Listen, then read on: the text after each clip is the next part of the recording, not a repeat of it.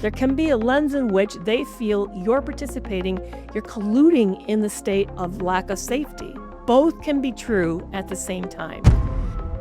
We think we're doing all the right things by staying and providing the stability, but we don't recognize that sometimes that act ends up putting us in the position of being the enabler or the protector of the abusive partner.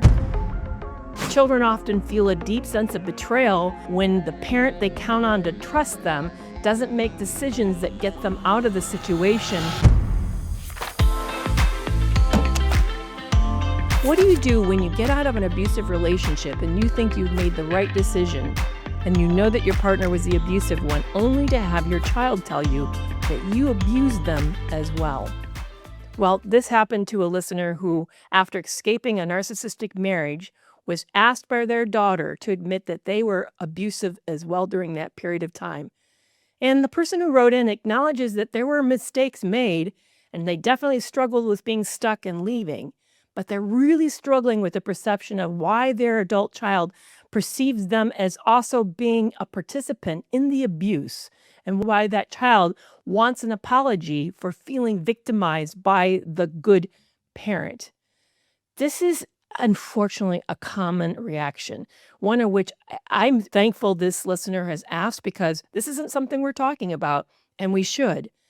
When we're in these toxic relationships, and even when we're the one that we know that we're trying to hold the home down, being the steady parent, or the one who's being abused as well, and we're trying to protect our kids, we think we're doing all the right things by staying and providing the stability, but we don't recognize that sometimes that act ends up putting us in the position of being the enabler or the protector of the abusive partner. Children often feel a deep sense of betrayal when the parent they count on to trust them doesn't make decisions that get them out of the situation so that their life can be smoother and less reactive. So you may not realize that by staying, thinking that somehow you're providing a security net for the kids and you're not disrupting it with divorce, you may be actually being a participant in the abuse itself, because you're maintaining the family unstable dynamic and it's costing your kids something that you're not fully realizing. This was something that Dr. Jennifer Freed, in her work of 1994 and 2008, found betrayal trauma. She found that when children have to depend on the caretaker who fails to protect them from the abuse itself because of the ongoing situation in which abuse is occurring, even though that parent can't stop the other parent from being abusive, the fact that it's an ongoing situation in the home, that there is still specific forms of trauma that those children experience that does affect their cognitive processing. One of the big ones is that the abusers will change the narrative so that the other partner appears to be the perpetrator. So even an outsider listening isn't for sure who really the abuser is, because they're sort of pointing their fingers at each other, which then ends up the kid being put into the center, having to choose between two parents who seem to be in this constant state of conflict. And then there's another situation that comes up in these situations.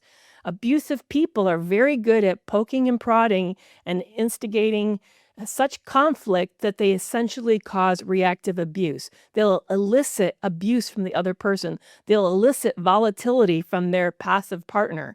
They'll provoke such a difficult situation that there's finally that passive person, who's usually the stable parent, will blow up and react.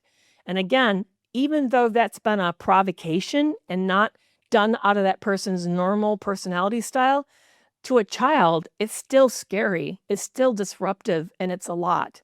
And then here's the other part that's really hard, is that every person watching a situation has their own lens to it.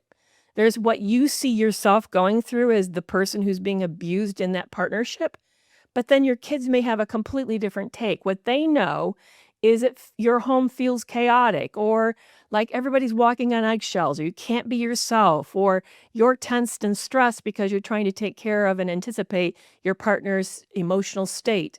So there can be multiple truths at the same time. The reality that you're going through an abusive situation that's making you feel extremely unsafe, you feel stuck, and that you're trying to do the best for everybody that's involved. But also for your child or children's perspective, there can be a lens in which they feel you're participating, you're colluding in the state of lack of safety. Both can be true at the same time. And then finally, we all know there's situations in which narcissistic parents often poison the well. They'll start blaming overtly the other parent for all the dysfunction in the family, which can, unfortunately, over a long-term exposure, shape children's perspectives of what happened in the home. So here are some things for you to think about that might be helpful in regards to the situation of your daughter looking for an apology from you. Instead, don't get hung up on the word of abuser. Don't think about needing to defend your character or try to set the record straight about what actually happened in that situation. Instead, acknowledge her experience. Let her know that you hear that she felt unsafe and that your actions hurt her and that it really breaks your heart that she had to move into survival mode because of the complexity of the situation. You don't need to own the abuse, but you can own your part of being inactive during the abuse, which felt abusive to her. I hope that makes sense. Secondly, consider holding two truths simultaneously. You were a victim of a narcissist, but you're also a parent who was unable to provide emotional stability that your child needed at that time. These two things don't cancel each other out. This is something that Dr. Ramani in her book, It's Not You, calls stacking truths. Both of them can occur at the same time, and they don't necessarily cancel each other out. Avoid using the yes, but explanations. When you start to try to explain the situation and how awful you are going through that abuse, it can sound like an excuse. Instead, lead with something more like, hey, I was so lost in what was going on for me that I just really wasn't the mother you deserved, and I know that, I own that. And then model accountability. Show her something that narcissistic other parent is never going to be able to do. Be able to sit with her pain without making it about your own.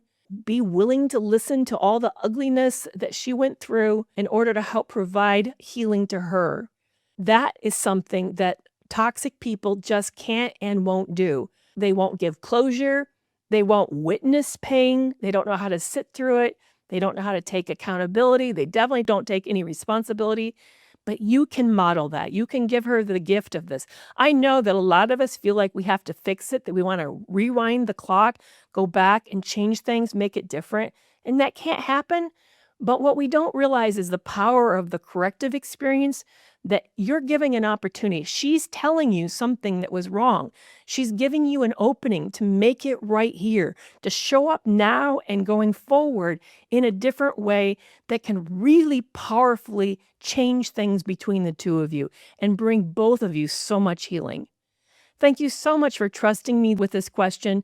I deeply appreciate it. I know it wasn't an easy one because this, man, as a parent, this really cuts to the heart of things. This is the thing that we really want most of all, for our kids to feel safe and to know that we love them and we're there for them. So thank you for the trust of sharing this with me. And if you have a question you'd like me to answer on air, please email it to me at clients, clients, at kerrymcavoyphd.com. Again, that's clients at kerrymcavoyphd.com, or use the link that I've included in the description below. And thank you so much for the privilege of answering this question. It's 2 a.m. again, and you're replaying that whole conversation over, and you're wondering yourself, was it really that bad, or maybe I'm just being dramatic? So you start to draft that I'm sorry text again, because the guilt that you're feeling or the confusion you're experiencing is just unbearable. And you know this loop because you've been there before, but I want you to know that you're not alone. I'm Dr. Kerry McAvoy. I'm a retired psychologist, and for 25 years, I've been helping people untangle exactly what toxic relationships do to your mind, how they create the confusion, the self-doubt, and that trauma bond that keeps pulling you back in. Here's the truth. Recovery isn't about getting more information. It's about having the right support in the exact moment you need it. That's why I've created Reclaim You. It's a private, always available coaching app built from my work and my content, organized into an extensive library that you can actually use when you're triggered.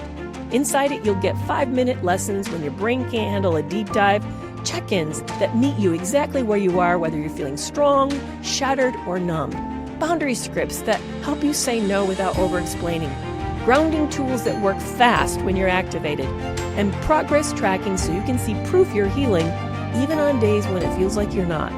There's no appointments, no waiting, no judgment, just practical support right when you need it. Reclaim you, real help in real time, right in your pocket. And it's a coaching support, not therapy or emergency care. Learn more at studio.com/Dr. Kerry. So start your healing today and reclaim you.